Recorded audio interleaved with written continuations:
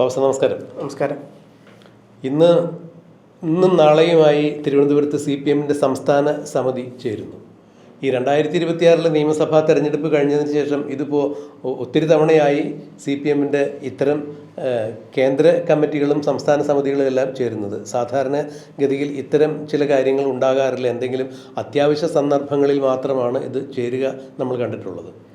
ഇപ്പോൾ ഈ സംസ്ഥാന സമിതി ചേരുന്നതിൻ്റെ ഉദ്ദേശം 2026 നിയമസഭാ തെരഞ്ഞെടുപ്പിൽ പാർട്ടിക്കുണ്ടായ കനത്ത പരാജയത്തിൻ്റെ ഉത്തരവാദിത്തം നേതൃത്വത്തിന് മുഴുവനാണ് എന്നുള്ള രീതിയിലുള്ള പിണറായി വിജയൻ്റെയും MP ഗോവിന്ദൻ്റെയും അത്തരം പ്രസ്താവനകളെ തള്ളിക്കൊണ്ട് 2026 കനത്ത തോൽവിക്ക് കാരണം 10 വർഷം പാർട്ടിയെ മുഖ്യമന്ത്രി കസേരയിലിരുന്ന് ഭരണം നയിച്ച പിണറായി വിജയനും അതുപോലെ കഴിഞ്ഞ കാലങ്ങളായി സംസ്ഥാന സെക്രട്ടറി എന്ന രീതിയിൽ പാർട്ടിയെ നയിച്ച MP ഗോവിന്ദനും തന്നെയാണ് ഈ പാർട്ടിയുടെ ഇത്രത്തോളം ദയനീയമായ പരാജയത്തിന് കാരണം എന്ന് ചൂണ്ടിക്കാണിച്ചുകൊണ്ട് അതിന്മേലുള്ളൊരു ചർച്ചയാണ് ഇന്നും നാളെയും നടക്കുക. അത് കഴിഞ്ഞാൽ പിന്നീട് ഈ വരുന്ന സെപ്റ്റംബറിൽ വിപുലീകരിച്ച ഒരു സംസ്ഥാന സമിതി ചേരുന്നുണ്ട്. അത് കോഴിക്കോട് വച്ചാണ് അവർ പ്ലാൻ ചെയ്തിരിക്കുന്നത്. അതിനോടകം തന്നെ ഇന്നത്തെ ഈ ചർച്ച ഇന്നും നാളെയും നടക്കുന്ന സംസ്ഥാന സമിതിയിൽ ഈ തോൽവിയുടെ കാരണവും അതിൻ്റെ കാരണക്കാർ ആരൊക്കെയാണെന്നുള്ള രീതിയിൽ കൃത്യമായ വിശദീകരണവും ചർച്ചയും നടക്കും. അതിലൊരു തീരുമാനമുണ്ടാകും. ഇനിയും ഈ നേതൃത്വത്തെ വെച്ചുകൊണ്ട് മുന്നോട്ട് പോകാൻ സാധിക്കില്ല. വരുന്ന തെരഞ്ഞെടുപ്പുകളിൽ CPM-നെ ബലപ്പെടുത്തി അധികാരത്തിലേക്ക് തിരിച്ചു വരാനുള്ള സാധ്യത മുന്നിൽ കണ്ടുകൊണ്ട് വേണം പ്രവർത്തിക്കാൻ. ബംഗാളിലെയും ത്രിപുരയിലെയും അവസ്ഥ കേരളത്തിൽ ഉണ്ടാകാൻ പാടില്ല, അതിന് നിന്നു കൊടുക്കാൻ പാടില്ല. അപ്പോൾ തെറ്റ് പറ്റിയ നേതാക്കന്മാർ ആ ഭാഗത്തു നിന്ന് മാറണം, തിരുത്തേണ്ടവർ തിരുത്തണം, വെറുതെ പറഞ്ഞാൽ പോരാ, മാറണം എന്ന നിലയിലേക്ക് CPM സംസ്ഥാന സമിതി ചേരുമ്പോൾ തീർച്ചയായും പിണറായി വിജയൻ എന്ന 16 വർഷക്കാലം പാർട്ടിയെയും 10 വർഷക്കാലം ഭരണത്തെയും കയ്യിലൊതുക്കിയ നേതാവും പിണറായി വിജയൻ്റെ നിഴൽ പോലെ നിന്ന് സംസ്ഥാന സെക്രട്ടറിയായി നിന്നുകൊണ്ട് CPM-നെ നയിച്ച MP ഗോവിന്ദനും പാർട്ടിക്ക് പുറത്തേക്ക് പോകുന്നു എന്ന തരത്തിൽ തന്നെയുള്ള വാർത്തകൾക്ക് ആക്കം പകരുന്ന ചില സന്ദേശങ്ങളും ചില സൂചനകളുമാണ് വരുന്നത്. ഒരു ഇലക്ഷൻ സ്ട്രാറ്റജിസ്റ്റ് എന്ന രീതിയിൽ, ഒരു മാധ്യമപ്രവർത്തകൻ എന്ന രീതിയിൽ എങ്ങനെയാണ് ഫവാസ് ഇതിനെ വിലയിരുത്തുന്നത്? എനിക്കൊന്ന് CPM-ന് കിട്ടുന്ന ഏറ്റവും വലിയ സുരക്ഷിതമായ, അല്ലെങ്കിൽ അവർക്ക് കിട്ടാൻ പോകുന്ന ഏറ്റവും നല്ല ഭാഗ്യമാണ് ഈ വരാൻ പോകുന്ന 2 സന്ദർഭങ്ങൾ എന്നുള്ളതാണ്. അതിൽ കൃത്യമായി CPM-ൻ്റെ പ്രവർത്തകരും അനുയായികളും നേതാക്കന്മാരും കൃത്യമായി ഇടപെട്ട് കഴിഞ്ഞാൽ ഒരു പക്ഷത്തെ കേരള രാഷ്ട്രീയത്തിൽ CPM എന്ന് പറഞ്ഞ പാർട്ടി അസ്തമിക്കാണ്ടിരിക്കാൻ അതിന് വേണ്ട എല്ലാ കാര്യങ്ങളും ചെയ്യാൻ പറ്റുന്ന ഒരു നല്ലൊരു തുടക്കം തന്നെ ആയിരിക്കും അത്. കാരണം ഈ പാർട്ടിയുടെ അവസാനത്തിന് കോപ്പ് കൂട്ടുന്ന 2 നേതാക്കന്മാരുള്ളത്. ഒന്ന് ഈ പറഞ്ഞ പോലെ പിണറായി വിജയൻ, മറ്റൊന്ന് CPM-ൻ്റെ നിലവിലെ സംസ്ഥാന സെക്രട്ടറി MP ഗോവിന്ദൻ. ഇവർ 2 പേരുടെയും ഏകാധിപത്യ പ്രവണതകൾ കൊണ്ട് മാത്രമാണ് പാർട്ടി ഇത്ര അതിദയനീയമായി തോറ്റത്. കാരണം ഇവരുടെ 2 പേരുടെയും പിടിപ്പുകേട് കൊണ്ട് മാത്രമാണ്. കാരണം എല്ലാ പോസ്റ്ററുകളിലും പിണറായി വിജയൻ്റെ ഫോട്ടോ വെച്ചിട്ടാണ് അത് കൊടുത്തിട്ടുണ്ടായിരുന്നത്. മറ്റ് CPI-ലെയോ അല്ലെങ്കിൽ മുന്നണിയിലെ മറ്റ് പാർട്ടികളായ INL-നെ പോലോ യാതൊരുവിധ വിലയും കൊടുക്കാതെ അവരുടെ നേതാക്കന്മാർക്ക് പോലും ഫ്ലക്സിൽ യാതൊരുവിധ വിലയില്ല. എല്ലായിടത്തും പിണറായി എന്നുള്ള ഒറ്റ മുഖം മാത്രം. സ്വാഭാവികമായിട്ട് തോറ്റു കഴിഞ്ഞാൽ ഉത്തരവാദിത്വം പിണറായി ഏറ്റെടുക്കേണ്ടതായിരുന്നു. അദ്ദേഹം അത് ഏറ്റെടുത്തില്ല എന്ന് മാത്രമല്ല, അദ്ദേഹം തന്നെ വീണ്ടും പ്രതിപക്ഷ നേതാവായിട്ട് കയറിയിരിക്കുകയും ചെയ്യുന്നു. ക്യാബിനറ്റ് പദവി വിട്ട് അദ്ദേഹത്തിന് മറ്റൊരു മോഹങ്ങളില്ല എന്നുള്ളതാണ്. അപ്പം മരിച്ചാലും ക്യാബിനറ്റോട് കൂടി ഞാൻ മരിക്കൂ എന്നുള്ള ഒരു വാശിയോടെയാണ് അദ്ദേഹം മുമ്പോട്ട് പോകുന്നത്. പക്ഷേ ഇങ്ങനെ പോയി കഴിഞ്ഞാൽ അത് പിണറായി വിജയൻ മനുഷ്യനാണ്. കുറച്ച് കാലം കഴിയുമ്പോൾ ഓരോരുത്തരും അസ്തമിക്കും. പക്ഷേ ആ ഒരു മുന്നണി, ആ ഒരു പാർട്ടി എന്ന് പറഞ്ഞാൽ ആ ഒരു ഐഡിയോളജി അസ്തമിക്കാൻ പാടില്ല.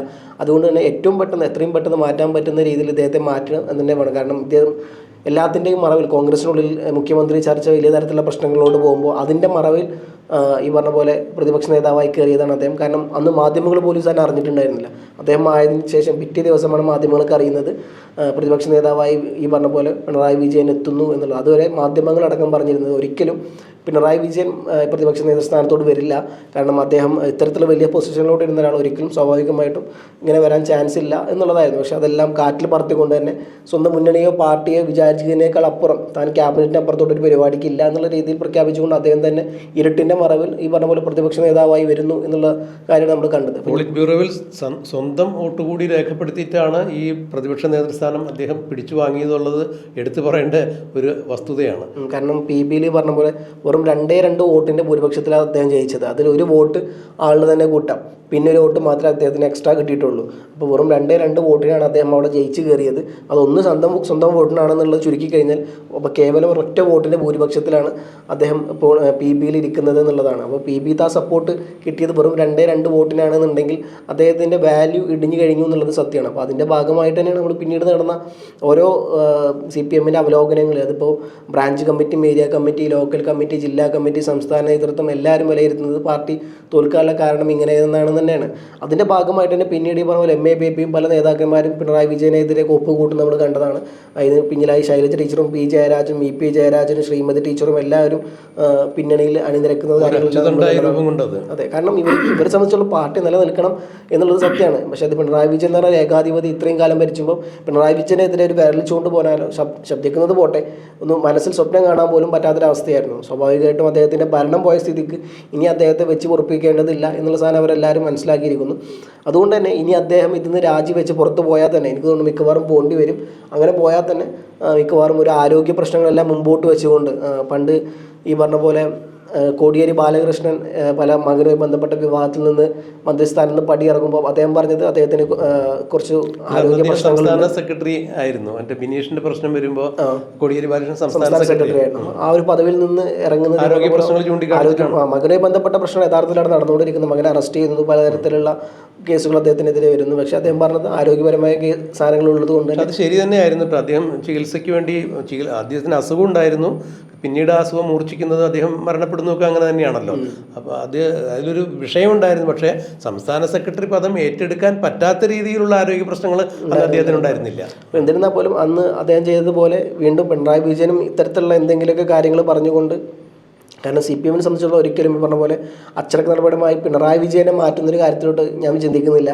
കാരണം അതിനുള്ള ധൈര്യം ഇപ്പോഴും CPM നേതാക്കന്മാർക്കില്ല. പക്ഷേ ഉള്ളിൽ ഇത്തരത്തിൽ വലിയ തരത്തിലുള്ള കോപ്പ് കൂട്ടൽ നടത്തുമ്പോൾ സ്വാഭാവികമായിട്ടും അദ്ദേഹം തന്നെ ആരോഗ്യ പ്രശ്നം പറഞ്ഞുകൊണ്ട് പിന്മാറാനാണ് ചാൻസ് എന്ന് ഞാൻ. നിലവിൽ അദ്ദേഹം ആരോഗ്യ പ്രശ്നം ഉണ്ടല്ലോ. കാരണം അദ്ദേഹം ഇപ്പോൾ മയോ ക്ലിനിക്കിൽ ചികിത്സയുണ്ട്, അത് ഇവിടെയും അദ്ദേഹം ചികിത്സ തുടരുന്നുണ്ട്. അപ്പോൾ തീർച്ചയായും അദ്ദേഹത്തിന് ചികിത്സയ്ക്ക് വേണ്ടി പോകേണ്ട ആവശ്യമുണ്ട്. കൂടാതെ അദ്ദേഹത്തിൻ്റെ പ്രായത്തിൻ്റെതായിട്ടുള്ള ചില അവശതകളൊക്കെ അദ്ദേഹത്തിനുണ്ട്. അപ്പോൾ തീർച്ചയായും ഇപ്പോൾ 73 വയസ്സ് അല്ലേ, അത് കഴിഞ്ഞ ഒരാളെന്ന രീതിയിൽ തീർച്ചയായും അദ്ദേഹത്തെ സംബന്ധിച്ചിടത്തോളം വലിയ ആരോഗ്യ പ്രശ്നങ്ങളുണ്ട്. 73 വയസ്സിൽ ഏതാണ്ട് 80 വയസ്സിൻ്റെ അടുത്തായി പിണറായി വിജയൻ എന്നുള്ളതാണ് ഞാൻ മനസ്സിലാക്കുന്നത്. തെറ്റുണ്ടെങ്കിൽ ക്ഷമിക്കുക. അപ്പോൾ അത് അത്തരം ഒരു വയോവൃദ്ധനായൊരു മനുഷ്യൻ ഇനിയും ഇത്തരം ഉത്തരവാദിത്തങ്ങളിൽ ഏർപ്പെട്ട് അദ്ദേഹത്തിൻ്റെ സ്വസ്ഥത കളയേണ്ടതില്ല. അദ്ദേഹം ചികിത്സാർത്ഥം മാറി നിൽക്കുന്നു എന്നൊരു പ്രതീതി സൃഷ്ടിച്ച് പിണറായി വിജയനെ തലസ്ഥാനത്ത് നിന്ന് മാറ്റാനുള്ള സാധ്യതയാണ് ഞാനും കാണുന്നത്. ഇത് തന്നെയാണ് പല രാഷ്ട്രീയ നിരീക്ഷകരും ചൂണ്ടിക്കാണിക്കുന്നത്. MV ഗോവിന്ദൻ്റെ കാര്യത്തിൽ ചികിത്സയും കാര്യങ്ങളൊന്നും ഉണ്ടാവില്ല. അത് സ്വാഭാവികമായ നടപടിക്രമം എന്ന രീതിയിൽ മാറേണ്ടതായി വരും എന്നുള്ളത് തന്നെയാണ് മനസ്സിലാക്കുന്നത്. ഇപ്പോൾ മറ്റൊരു കാര്യം ചർച്ച ഉള്ളിൽ വന്നുകൊണ്ടിരിക്കുന്നത് ഈ പറഞ്ഞ പോലെ അടുത്ത പ്രതിപക്ഷ നേതാവ് ആരാകും എന്നുള്ളതും അതുപോലെ തന്നെ പാർട്ടി സെക്രട്ടറി ആണ്. അപ്പോൾ അതിൽ 2 സ്ഥാനങ്ങൾ വരുന്നത് P രാജീവിൻ്റെ പേര് പറയുന്നുണ്ട്.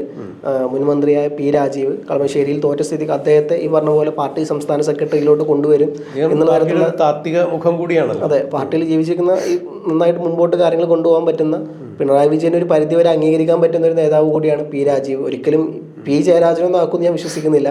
കാരണം അത് P ജയരാജനൊക്കെ ആക്കി കഴിഞ്ഞാൽ പിണറായി വിജയന് കിട്ടുന്ന ഏറ്റവും വലിയ തിരിച്ചടി അത് തന്നെയായിരിക്കും. കണ്ണൂർ ലോബിയിൽ നിന്ന് ആരെങ്കിലും ആ സ്ഥാനത്തേക്ക് വരാനുള്ള സാധ്യത ഇപ്പോഴത്തെ സാഹചര്യത്തിൽ വിരളം ആണ് എന്ന് വേണ്ട മനസ്സിലാക്കി. P ജയരാജനെ പിന്നെ അതുപോലെ തന്നെ പ്രതിപക്ഷ നേതാവായും കൊണ്ട് ബാലഗോപാലിനെയും മുമ്പോട്ട് വെക്കും എന്നുള്ള സാധനങ്ങൾ പുറത്തോട്ട് വരുന്നുണ്ട്.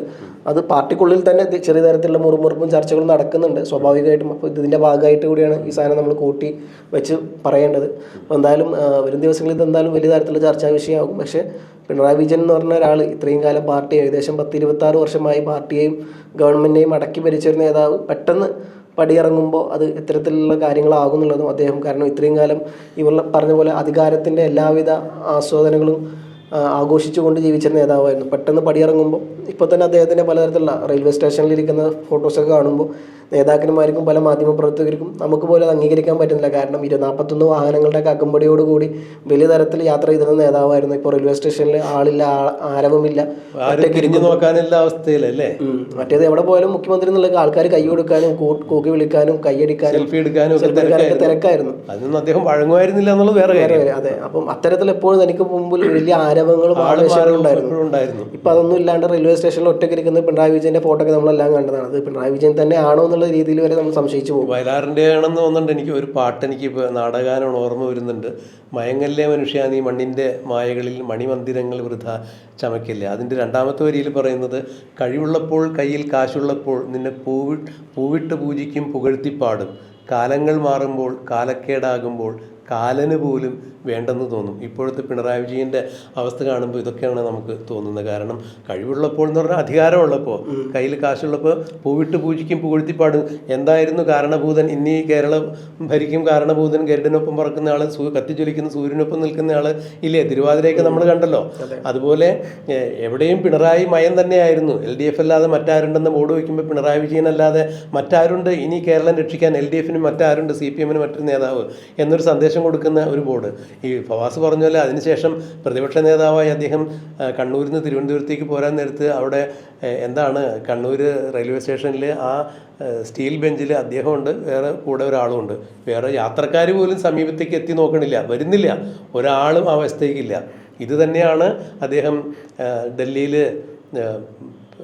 പാർട്ടി കേന്ദ്ര കമ്മിറ്റി കഴിഞ്ഞിട്ട് തിരിച്ച് ഫ്ലൈറ്റ് പിടിക്കാൻ വന്നു കഴിഞ്ഞപ്പോൾ ആ ഫ്ലൈറ്റ് പോലും മിസ്സാവണ അവസ്ഥയൊക്കെ ഉണ്ടായിരുന്നു. അതെ, സാധാരണ VIP പാസഞ്ചർ എന്ന് പറഞ്ഞാൽ അവരെ പോയി ഡയറക്റ്റ് പോയി വിളിക്കുന്നു. അതെ, അപ്പം അദ്ദേഹം ആ രീതിയിലാണ് അവിടെ പോയിരുന്നത്. പക്ഷേ ഫ്ലൈറ്റ് കമ്പനിക്കാർ അദ്ദേഹത്തെ വിളിച്ചില്ല. അപ്പോൾ അത്രത്തോളം അവഗണന ഇപ്പോൾ തന്നെ പിണറായി വിജയൻ അനുഭവിച്ചു കഴിഞ്ഞു. ഇത് നോക്കി ഇത് മനസ്സിലാക്കിക്കൊണ്ട് തന്നെയാണ് തൻ്റെ കൂടി വോട്ടിട്ടിട്ട് അദ്ദേഹം പോളിറ്റ് ബ്യൂറോയിൽ ഈ ക്യാബിനറ്റ് റാങ്കുള്ള ഈ പ്രതിപക്ഷ നേതൃസ്ഥാനം ചോദിച്ചു മേടിച്ചത്. ഇല്ലെങ്കിൽ ഒരു പട്ടിയുടെ വില പോലും തനിക്കുണ്ടാവില്ല എന്നുള്ളത് അദ്ദേഹം നേരത്തെ മനസ്സിലാക്കി. പക്ഷേ ഇപ്പോൾ സംഭവിക്കാൻ പോണതും അത് തന്നെയാണ്.